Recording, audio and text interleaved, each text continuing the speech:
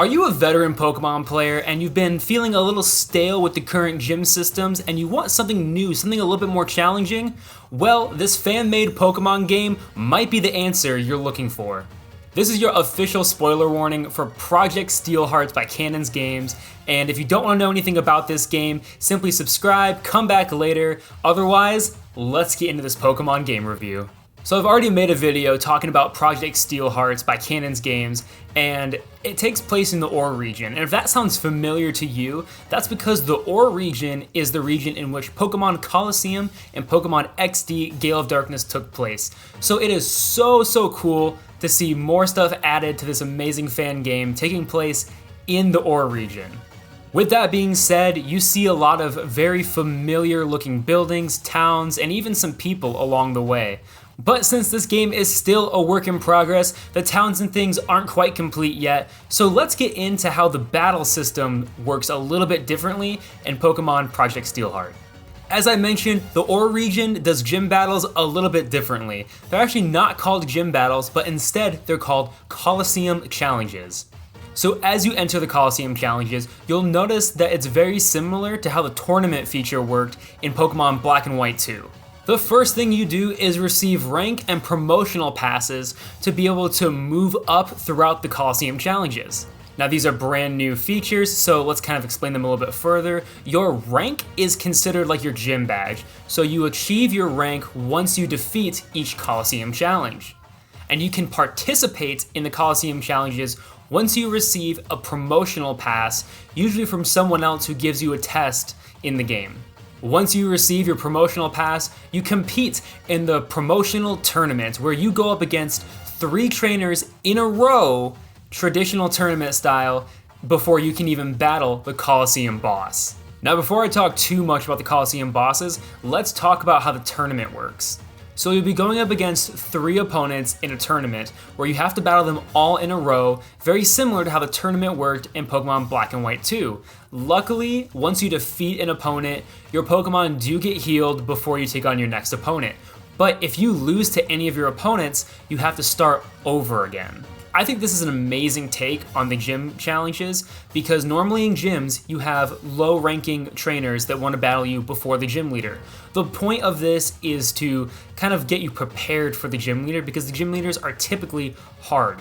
But if you've played Pokemon for as long as I have, you'll notice that the people leading up to the gym leader really aren't that difficult to beat.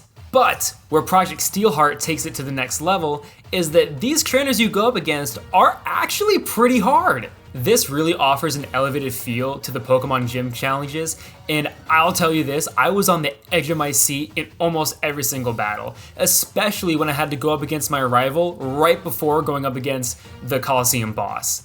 I honestly think this is a fantastic solution to making the games just a little bit harder for players, as well as allowing you to kind of like test your skills and actually think about how you should be battling, because all these battles, again, in classic Orre fashion, are 2v2 Pokemon matchups. Alright, so once you get through the promotional tournament, it is now time for you to take on the Colosseum boss. And from what I can tell so far, these are all going to be very unique characters with their own unique backstories. At first, I was very curious if the Colosseum boss would operate similar to the other opponents in the tournament, because the opponents in the tournament did not follow any sort of typing theme.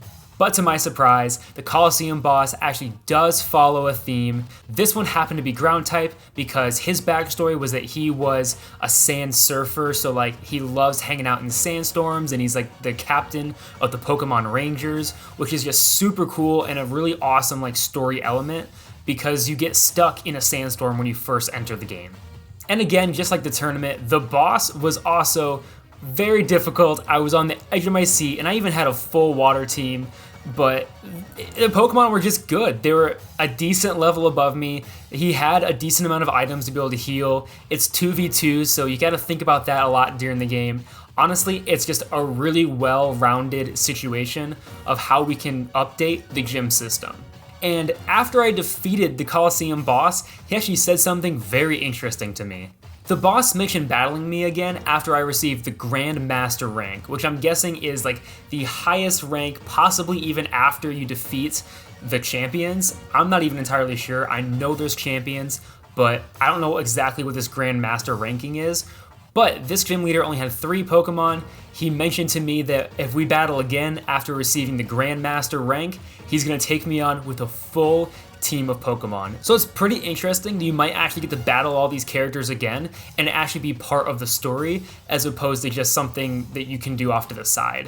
So I'm very, very interested to see how this game continues to play out and evolve over time. Just like my other video, unfortunately I could only talk about this so much because I can only play so much of the game as it is still in beta and still being worked on very hard by everyone over at Canon Games. But if you want more Project Steelheart, all you have to do is join the Discord down below in the description.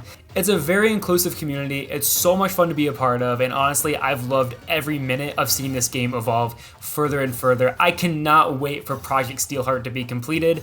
Let me know down in the comments what y'all think of this so far, and if you would play Project Steelheart today. That's all for this game review video. If you want to stay up to date on all things Quoorn's Quest, be sure to hit the subscribe button. That way you get notified every single time one of these videos goes live. And as always, happy questing, y'all.